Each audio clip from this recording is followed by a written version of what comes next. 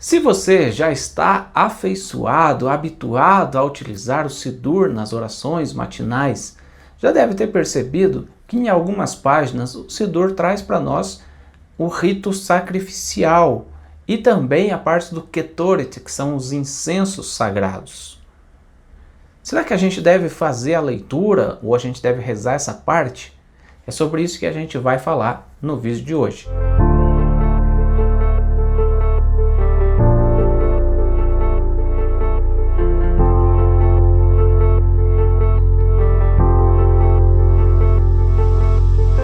Olá meus amigos, Shalom Aleichem, sejam todos bem-vindos mais uma vez ao canal da Sinagoga Havat Chesed.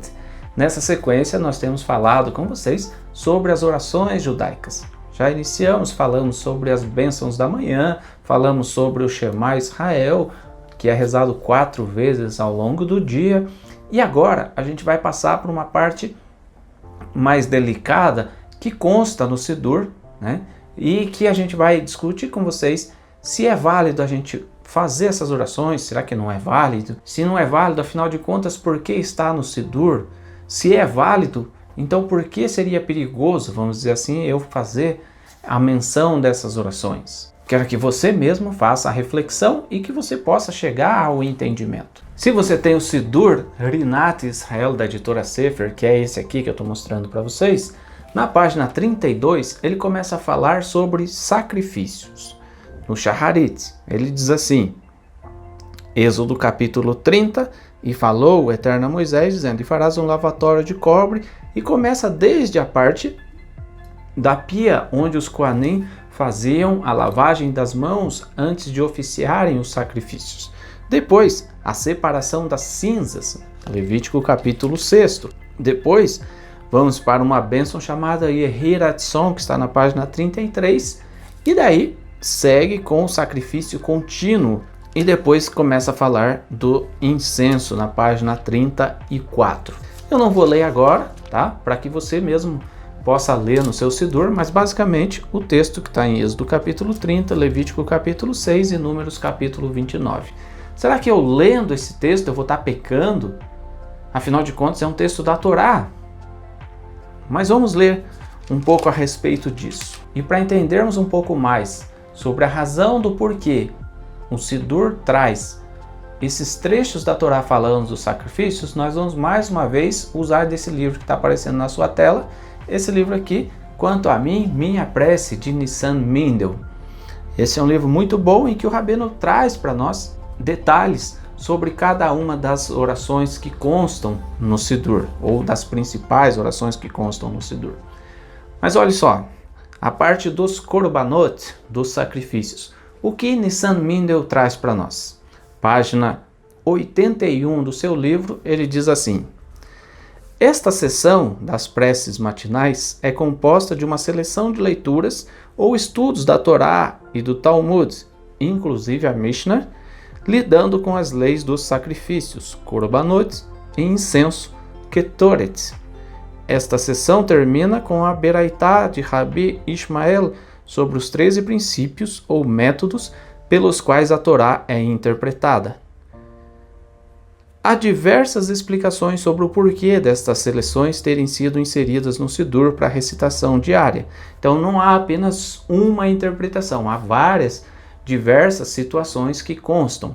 Mas uma razão é apontada pelo Levush, possibilitar a cada judeu cumprir a mitzvah de Talmud, ou estudo, Talmud Torá, o estudo da Torá. É um dos mandamentos básicos da Torá que cada judeu, sem exceção, a estude todos os dias. A Torá, ela é fundamental na nossa vida. Então a gente deve todos os dias lermos um trecho, estudarmos. Mas daí, os rabinos encontraram nessa sessão de Korbanot, dos sacrifícios, uma razão para ler. Quando você lê a sessão de Korbanot, você está estudando a Torá. Mas eu não poderia estudar outros trechos da Torá? A gente já não faz a leitura diária, a Aliyá, leitura diária da porção da Torá? Fazemos. Então, será que eu tenho necessidade de estudar essa parte do Sidur, ou essa parte da Torá? Outra razão, Aí ele já vai para uma outra razão, que é nessa que eu quero me fixar com vocês. Outra razão explica a escolha específica destas leis, que, como podemos observar, tem a ver com o serviço no Beit HaMikdash de outrora. Bom, primeiro que esses textos da Torá, eles têm a ver sim, claro, com o serviço no Beit HaMikdash, mas quando eles foram escritos sequer havia o Beit HaMikdash, que era o templo sagrado. O que foi construído a partir desses textos de Êxodo e Levítico foi o Mishkan, o tabernáculo. Mas o Mishkan antecede o Beit HaMikdash, que é o templo sagrado, então não tem problema. Mas veja só, ele diz assim: nossos sábios declaram que aquele que estuda as leis dos sacrifícios é tido como se os houvesse de fato ofertado. Em outra passagem do Talmud, encontramos a mesma ideia mais ampliada. Essa passagem do Talmud está no Tratado de Megilá 31b. E diz assim: disse Avraham, patriarca Abraão, Senhor do universo, será bom quando o Beit HaMikdash existir. O que acontecerá quando ele não existir? Respondeu Deus: eu já providenciei para eles o recital dos sacrifícios. Quando o lerem diante de mim, considerarei como se eles de fato os tivessem ofertado perante mim, e eu perdoarei os seus pecados. Veja só, de acordo com o Talmud, no Tratado de Megilá 31b, nós temos que, quando você recita a parte que menciona os sacrifícios na Torá, é como se você tivesse feito. Ora, pense comigo, se você recitar é como se você tivesse feito, qual a razão então de ter os sacrifícios desde os dias de Moisés, passando, claro, pelo templo sagrado em Jerusalém, pelo segundo templo até o ano 70, quando o templo foi destruído? Se bastasse recitar, qual a razão de matar tantos animais? Segundo o Talmud, quando Abraão, o patriarca, orava a Deus e Deus falava com ele, Deus teria dito a ele: olha, basta eles recitarem, que é como se tivessem oferecido. Mas vamos ver o que a Bíblia de fato nos diz. Pegue a sua Torá, a sua Bíblia, e leia comigo o texto de Levítico, capítulo 17. No versículo 11, nós temos assim: porque a vida da carne está no sangue. Eu vou-lo tenho dado sobre o altar, para fazer expiação pela vossa alma. Porquanto é o sangue que fará expiação em virtude da vida. Não é a oração, nem tampouco recitar os textos bíblicos, mas é o sangue que faz a expiação pelos pecados. Expiação, perdão dos pecados. Para quem crê no Novo Testamento, para quem crê nas palavras de Yeshua e dos seus discípulos, nós temos um texto ainda mais claro, citando esse texto da Torá de Levítico, capítulo 17. Abra lá na carta aos Hebreus, capítulo 9, versículo 22, nos diz assim: com efeito, quase todas as coisas, segundo a lei, se purificam com sangue, e, sem derramamento de sangue, não há remissão de pecados. E aí agora a gente fica num dilema. Será que eu leio ou não leio? Se eu ler, é como se eu tivesse sacrificado, mas daí qual a razão do sacrifício expiatório de Mashiach? Mas se o sacrifício de Yeshua, por outro lado, valeu, qual a razão de eu ler esse texto? Vamos voltar agora ao livro de Nissan Mendel, o que ele nos diz sobre a prece Yehi Ratzon. Os sacrifícios, fossem comunitários, ofertados em nome de todo o povo ou individuais, eram o meio para atingir a expiação.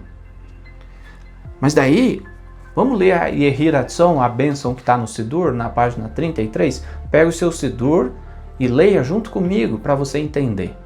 Yehi Ratzon lefanecha Adonai Eloheinu ve'Elohei Avoteinu.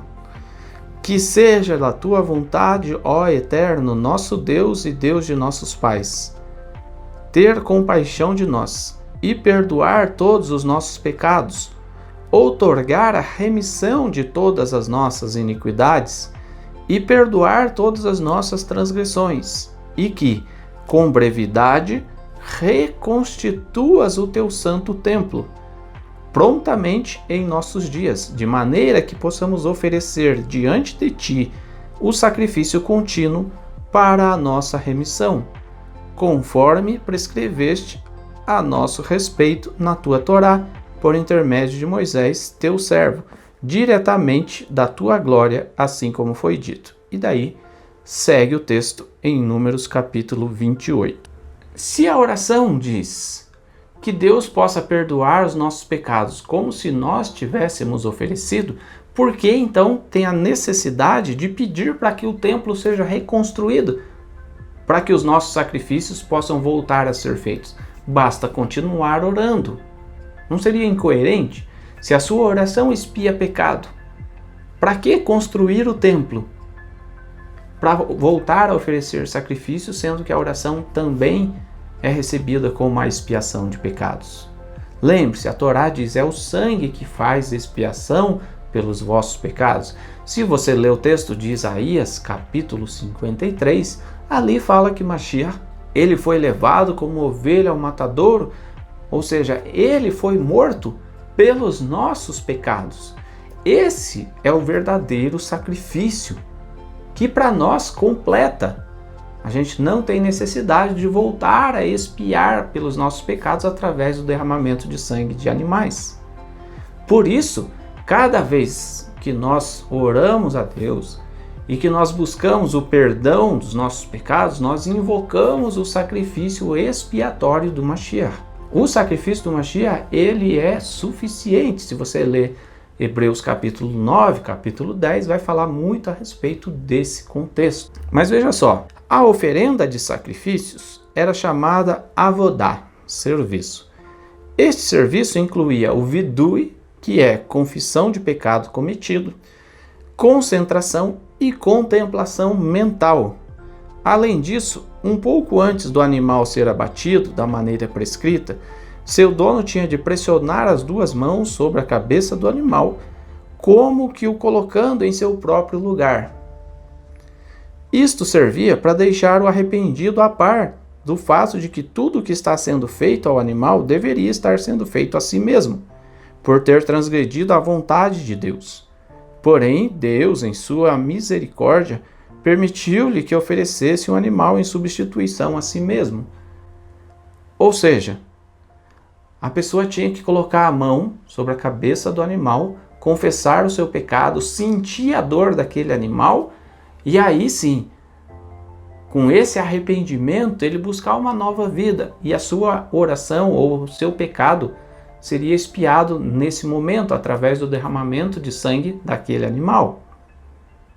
Se a pessoa não sentisse esse peso de ver um inocente sendo morto em seu lugar, o sacrifício não faria sentido. É isso que o profeta Isaías diz lá no seu capítulo 1, quando ele fala: de que me serve a multidão dos vossos sacrifícios?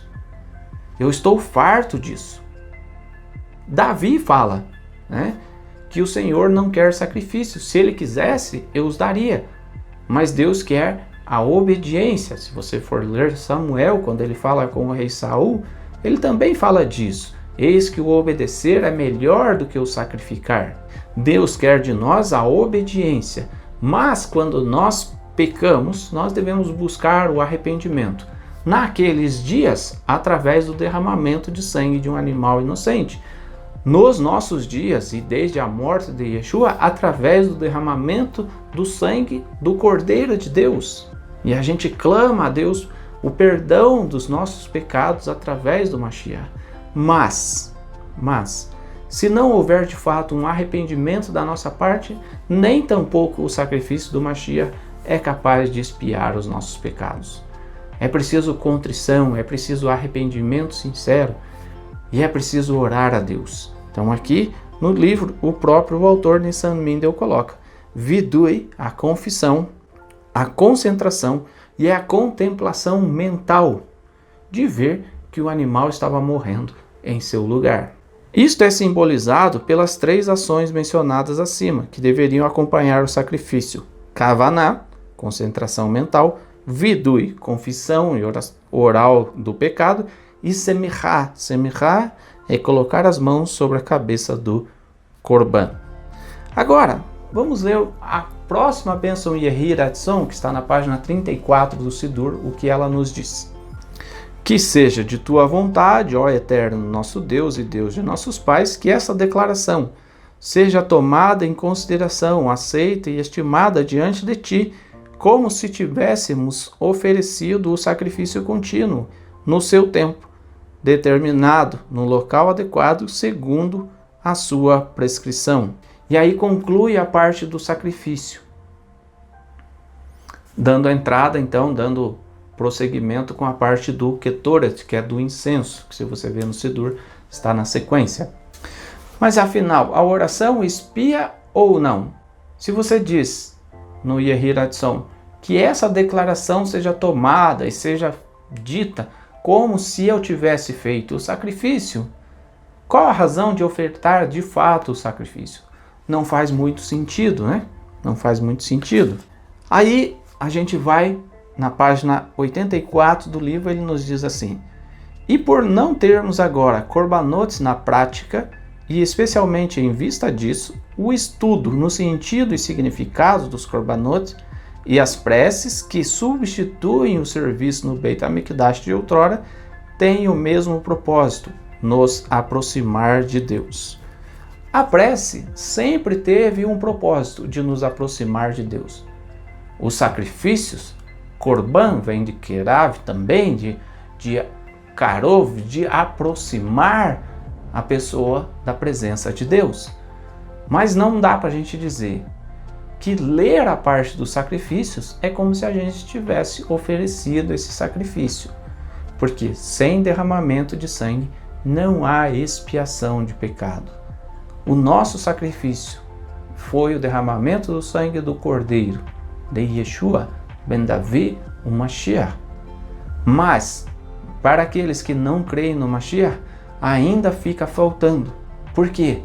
Porque eles têm necessidade de fazer o sacrifício contínuo. Que Deus possa abrir a nossa mente e a gente possa entender o valor sacrificial da morte de um inocente pelos nossos pecados. E uma vez entendendo o valor desse sacrifício, Deus possa fazer brotar em nós um arrependimento sincero e, mais do que o arrependimento, uma mudança de vida, uma mudança de atitude. E como diz a Brit Hadashah, se estais no Mashiach, nós estamos numa vida nova. E essa vida nova vem através de uma mudança de atitude, uma mudança para o cumprimento da Torá, para abraçar os mandamentos de Deus e não mais viver na prática rotineira, cotidiana do pecado. Não vamos viver nos nossos dias aquilo que infelizmente o povo de Israel viveu nos dias de Isaías. Pecava, trazia o sacrifício, pecava, trazia o sacrifício, pecava, trazia o sacrifício e nem sequer refletia sobre o arrependimento. Mas que cada vez que nós pensarmos em pecar, nós possamos ter em mente que um inocente entregou a sua vida pelos nossos pecados. E que Deus possa dar a nós uma nova mente e uma nova vida. Espero que você tenha entendido. Se você gostou do vídeo, dá um joinha, compartilha aí nas redes sociais, compartilha com seus amigos e que a gente possa entender o valor do sacrifício do Mashiach. E aí sim, a gente possa orar a Deus com o coração sempre limpo, sempre puro, com kavaná, com devoção, apresentando diante dele o sacrifício do Cordeiro. Tá bom? Que Deus te abençoe. A gente volta num próximo vídeo aí, todos os dias às 19h30. Dá uma entradinha no canal, você vai ver que em muitos desses dias ao longo da semana vai ter vídeo novo para te trazer alguma mensagem de inspiração da Torá, alguma mensagem de estudo, de conhecimento da palavra de Deus, e que Deus possa abençoar a todos nós com a sabedoria que vem do alto. Um grande abraço, shalom, até a próxima. Tchau.